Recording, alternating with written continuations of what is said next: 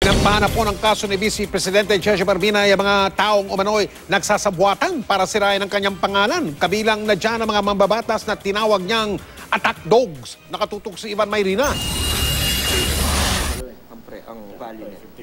Ang buwelta ni Vice President Jejomar Binay saan niya'y malawakang sabuatan umano para sirain ang kanyang pangalan. Isang asunto para sa 200 milyong pisong danyos. 13 ang kanyang inihabla. Una, mga tinawag niyang bayaran umano mga saksi na nagakusang nangigbak umano si Binay sa ilang proyekto sa Makati. Hinihingan pa namin ng reaksyon si Engineer Mario Hechanova, pero ang iba, ipinagkibit balikat lamang ang demanda ni Binay.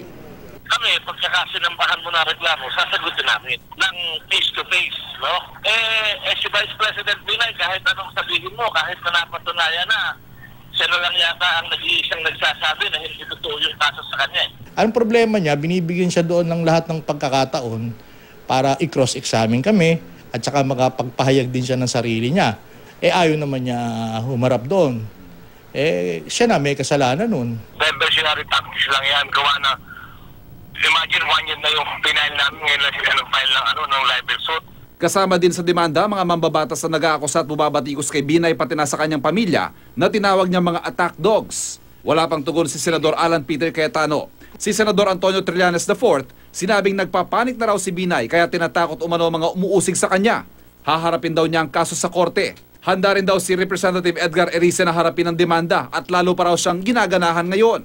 Kasama rin sa demanda ang ilang personalidad sa likod ng Anti-Money Laundering Council o AMLAC dahil sa pagpapalabas ng report na naging basihan para i-freeze ang ilang ari-arian ni Binay.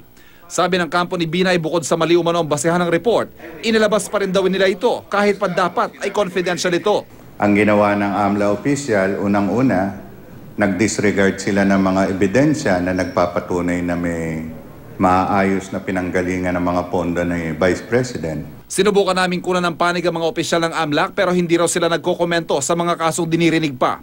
Kasama rin sa dinamanda ang pahayagang Philippine Daily Inquirer na tinawag na bias daw.